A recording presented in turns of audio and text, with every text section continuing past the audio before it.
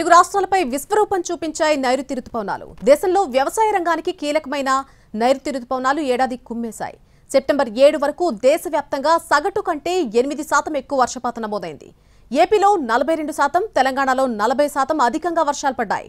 గోవాలో 45%, లద్దాఖ్లో 44%, మహారాష్ట్రలో 28%, కర్ణాటకలో 23%, ఇక త్రిపురలో 22%, సిక్కింలో 21% అధిక వర్షపాతం నమోదైంది. జూన్ 1న కేరళలో ప్రవేశించిన నైరుతి రుతుపవనాలు క్రమంగా దేశవ్యాప్తంగా విస్తరించాయి. వీటి తిరోగమనం సెప్టెంబర్ 17న ప్రారంభమై అక్టోబర్ 15 నాటికి పూర్తవుతుంది.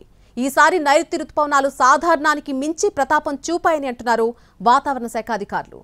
ఏపీలోని 6 జిల్లాల్లో సాధారణానికి మించి వానలు పడ్డాయి. ఏలూరు, కృష్ణా, ఎన్టీఆర్, గుంటూరు, బాపట్ల, పల్నాడు జిల్లాల్లో నైరుతి రుతుపవనాలు కుమ్మేశాయి. ఇక ఈ జిల్లాల్లో సాధారణం కంటే అధిక వర్షపాతం నమోదైంది.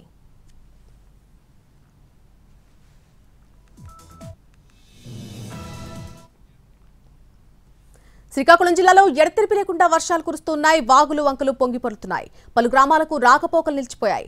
అప్రమత్తమైన అధికారులు భారీగా వరద ప్రవహిస్తున్న ప్రాంతాల్లో వంతెనలపై రాకపోకలు నిలిపివేశారు.